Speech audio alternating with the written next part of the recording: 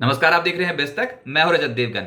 लगातार तीसरे trading session में इंडियन मार्केट्स में गिरावट देखने को मिली और अगर आज आप ओपनिंग संकेत देख लेते तो वैसे ही ट्रेडिंग करने का मन नहीं करता, क्योंकि बहुत ही पैनिक अटैक आ गया था मार्केट में। हुआ ये था कि अमेरिकन मार्केट्स बहुत जबरदस्त तरीके से टूटे थे। एशियाई बाजारों का सेटअप बिल्कुल ठीक नहीं था और गिफ्ट निफ्टी, असल मुद्दा था ये कि गिफ्ट निफ्टी बता रहा था कि 200 पॉइंट्स शुरुआती सत्र में ही नीचे जाएंगे। इतना खराब सेंटीमेंट। ऊपर से वैसे ही आपको पता है कि इजराइल और ईरान की तरफ से जो न्यूज फ्लोज है वो पॉजिटिव है ही नहीं, लगातार नेगेटिव न्यूज फ्लोज बने हुए हैं। तो ऐसी स्थिति में ट्रेडर्स का मन कैसे करे ट्रेडिंग पोजीशन तेजी की ओर ले जाने का। तो आज 200 पॉइंट्स नीचे तो नहीं खुले, 144 पॉइंट्स नीचे खुले थे 22,125 के लेवल पे। उसके बाद आई रिकवरी और 22,213 ये आज के दिन का हाई निफ्टी ने लगा दिया।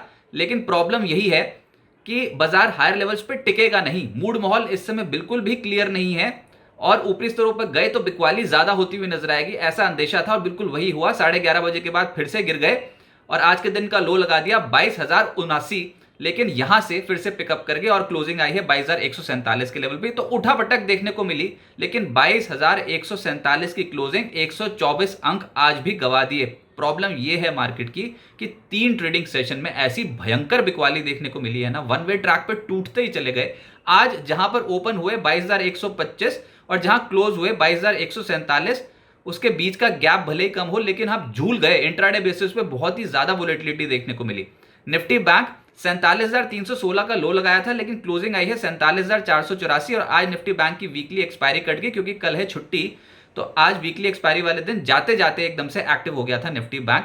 288 पॉइंट्स टूटकर आज बंद हुआ है 47,484 के लेवल पे। सेंसेक्स 456 अंक गिरकर 72,943 के लेवल पे बंद हुआ। एडवांसेस थे 16, 34 थे गिरने वाले, पर चलो 16 तो थे चढ़ने वाले। कल तो इससे भी बुरी हालत थी। तो आज हिम्मत करके 16 स्टॉक्स चढ़ गए और उसमें जो सबसे तेज हुआ निफ्टी पे वो था आयशर मोटर्स, 3% ये तेज। एचयूएल आज बहुत तेज हुआ 1.5% और इसने बाजार को संभालने की कोशिश की। फिर जाते जाते हमने एचडीएफसी बैंक में भी देखा कि खरीदारी हो रही थी। इसके अलावा निफ्टी के टॉप गेनर्स में ओएनजीसी, ये तो लगातार 2 ट्रेडिंग सेशन से कमाल ही कर रहा है। और इसके अलावा टाइटन और डिविस लैब्स जैसे स्टॉक्स में तेजी आई, लेकिन गिरावट में ये आईटी स्टॉक्स बहुत परेशान कर रहे हैं। इन्फोसिस के नतीजे हैं। अब हम जब गुरुवार को जब बाजार खुलेगा तो बाजार बंद होने के बाद इन्फोसिस के नतीजे आएंगे, वो बहुत क्लोजली ट्रैक होंगे, लेकिन उससे पहले 3.5% सरेंडर कर गया आज। एलटीआईएम 3% नीचे बंद हुआ। इंडसइंड बैंक, बजाज फिनसर्व और विप्रो जैसे स्टॉक 2.25% से 3% लुढ़क गए। एफएनओ गेनर्स में एक स्टॉक आज ही नहीं, पिछले 6 ट्रेडिंग सेशन का ट्रेंड उठा के देख लो। ईरान इजराइल की खबरों का कोई असर नहीं और अपनी चाल खुद तय कर रहा है ये स्टॉक, और वो है एक्साइड।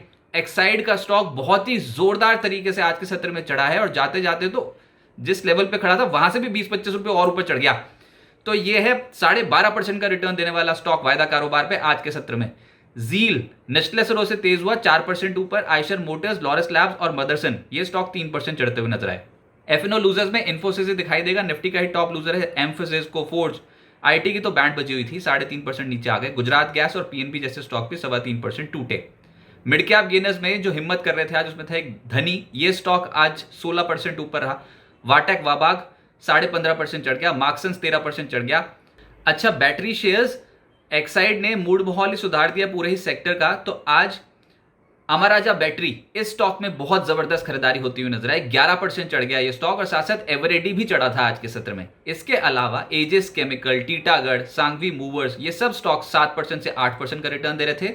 सारेगामा एक्टिव था, 7% ऊपर रहा। Media stocks pull back show कर रहे थे। और इसके अलावा स्टरलाइट टेक और एसडब्ल्यू सोलार 6.5% चढ़ते हुए नजर आए। मिड कैप लूजर्स भी हैं, जिसमें केईआई 4% नीचे, ज्योति लैब 3.25% नीचे, लोधा, जिंदल, सौ, क्रिसिल 3%, 3.25% टूटते हुए नजर आए। Reliance infra, AU bank, JSL 3% नीचे बंद हुए। जो सेक्टर तेज था वो था फार्मा, जिसमें लॉरस लैब्स तेज चला है आज 3% से ज्यादा। Aurobindo pharma, Granules, Glenmark, Zydus life, Divi's labs, ये सब स्टॉक्स एक्टिव रहे। एफएमसीजी में आज निचले स्तरों से खरीदारी हो गई, जिसको लीड कर रहा था रैडिको 3% ऊपर, वरुण बेवरेजेस 2% ऊपर, बलरामपुर चीनी, डाबर, एचयूएल, कोलगेट सब ऊपर थे। ऑयल एंड गैस में एजिस केमिकल 8% चढ़ा है। जीएसपीएल 3% ऊपर। आईओसी, ओएनजीसी, गेल, पेट्रोनेट, एमजीएल में हल्की खरीदारी होती हुई नजर आई। अच्छा, ऑटो सेक्टर में एक्साइड लीड कर रहा था, आज के दिन के रिटर्न 15% के हैं। इसके अलावा मदरसन सुबी, ये जो स्टॉक है ये 3% चढ़ता हुआ नजर आया। संवर्धना मदरसन। आयशर मोटर्स 3% ऊपर रहा। Apollo tyres, Bharat forge, Maruti, इन स्टॉक्स में तेजी देखने को मिली, लेकिन जो गिरा है वो है हीरो मोटोकॉर्प। डिफेंस सेक्टर से जुड़ी जो कंपनियां हैं वो आउट परफॉर्म कर रही थी, जिसमें भारत डायनेमिक्स 4% चढ़ गया, एस्ट्रा माइक्रो 4% चढ़ गया, कोची शिपयार्ड 4% चढ़ गया। मैसडॉक और गार्डन रीच इन स्टॉक में भी तेजी देखने को मिली। जो नहीं चले और जहां पर बहुत जबरदस्त गिरावट देखी हाल फिलहाल में वो है आईटी। इन्फोसिस नतीजों से पहले 3.5% टूट गया, एम्फोसिस 3.5% नीचे रहा, कोफोर्ज, एलटीआईएम, एलटीटीएस, परसिस्टेंट, विप्रो ये सब स्टॉक्स आज के सत्र में गिरे हैं और 2.25% से 3% के आसपास का फॉल था। HCL tech, tech Mahindra, TCS 1.5% से 2% नीचे हो लिए और इनफैक्ट पूरे ही सेक्टर में कोई भी स्टॉक नहीं था आज निफ्टी आईटी इंडेक्स में जो हरे निशान में बंद हुआ हो, सबके सब लालम लाल। पीएसयू बैंक्स में जो गिरे हैं वो है पीएनबी 3% नीचे, बैंक ऑफ बड़ौदा 2% नीचे, union bank, Canara bank, SBI ये सब गिरे हैं, लेकिन चढ़े भी हैं जिसमें यूको बैंक, पीएसबी और इंडियन बैंक शामिल हैं। इनमें हल्की खरीदारी होती हुई नजर आई। प्राइवेट बैंक से नहीं हो पा रहा था, आज जो गिरे हैं वो है इंडसइंड बैंक 3% नीचे, आरबीएल बैंक 3% नीचे, फेडरल बैंक, बंधन बैंक और आईसीआईसीआई बैंक पे दबाव था, लेकिन एचडीएफसी बैंक इस स्टॉक में खरीदारी होती हुई नजर आई और लेटर हाफ में इसी की वजह से बैंक निफ्टी आज दिन की ऊंचाइयां छूते छूते बंद हुआ है, लेकिन ऑलरेडी करेक्ट हो चुका था। अब आगे क्या होगा देखिए, कल रामनवमी के चलते भारतीय बाजार में छुट्टी है। एक तो सभी व्यूअर्स को बहुत बहुत शुभकामनाएं रामनवमी की, लेकिन मार्केट्स की हालत इस समय है थोड़ी टाइट, और वो इसलिए क्योंकि अंतर्राष्ट्रीय बाजारों के मूड माहौल पे डिपेंड करेंगे। क्रूड की चाल और ऊपर से इजराइल ईरान से जुड़ी जो भी खबर आएगी वो बाजार पे एक बहुत बड़ा इम्पैक्ट डाल सकती है। तो इसलिए ये जो छुट्टी आ गई ना बीच में एक दिन की, इसमें तनाव बना रहेगा और अब हम जो भी क्लोजिंग आएगी अमेरिकन मार्केट्स की उसको ट्रैक करेंगे आज भी और कल भी, और फिर गुरुवार को हमारे मार्केट जब खोलेंगे तो निफ्टी की वीकली एक्सपायरी उस पर नजर रहेगी। लेकिन इम्पैक्ट तो पड़ेगा, देखिए ग्लोबल हेडविंड्स का उसका इम्पैक्ट तो देखने को मिलेगा ही। अगर कोई पॉजिटिव खबर आ जाती है तो एक्साइटमेंट में ऊपर चले जाएंगे, लेकिन फिर मुद्दा यही है कि हायर लेवल पर टिकना मुश्किल है इस समय मार्केट का।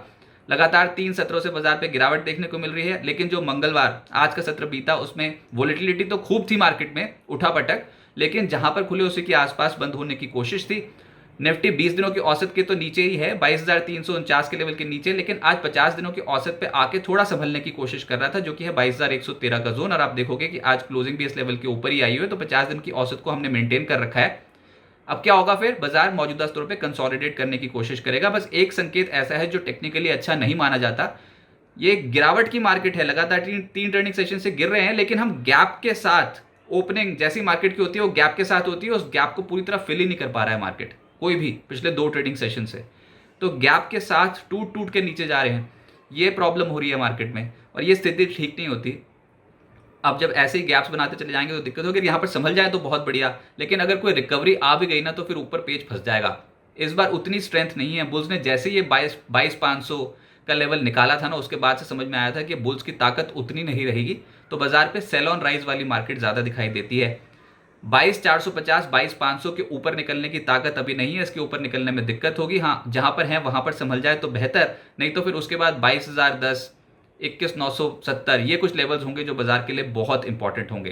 पर हम 50 दिन की औसत के आसपास टिकने की कोशिश करेंगे, एटलीस्ट यहाँ पर थोड़े दिनों के लिए कंसोलिडेट करने की कोशिश करेंगे। 18 अप्रैल यानी कि गुरुवार को निफ्टी की वीकली एक्सपायरी है। 18 अप्रैल गुरुवार को Infosys, Bajaj auto, HDFC life के नतीजे हैं। ये सब निफ्टी की कंपनी है जिन नतीजों का इम्पैक्ट पड़ेगा। और 19 अप्रैल को बड़ा मुद्दा है ये कि शुक्रवार है और लोकसभा चुनाव का पहला चरण होगा, तो वो भी इम्पैक्ट डालेगा। तो ये इलेक्शंस अब शुरू होने वाले हैं और मेजर रिजल्ट्स आने वाले हैं। इस बीच में हम ट्रेडिंग करेंगे, लेकिन जो मेजर प्रॉब्लम है कि ग्लोबल हेडविंड्स, अगर कोई भी खबर नेगेटिव आती है ईरान और इजराइल को लेकर तो उसका इम्पैक्ट नेगेटिव पड़ेगा, और अगर कुछ भी राहत भरी खबर आ जाती है तो एक स्पाइकअप आएगा, पर उस स्पाइकअप में भी 22,500 के लेवल को निकालने के लिए चुनौती होगी। तो थोड़ा टफ फेज है। ऐसे फेज में क्या करना चाहिए, शांत बैठना चाहिए, लेकिन अगर गिरावट आ जाए तो मौका छोड़िएगा मत। सिस्टमैटिकली अच्छी क्वालिटी के स्टॉक्स अपने पोर्टफोलियो में शामिल कर सकते हैं।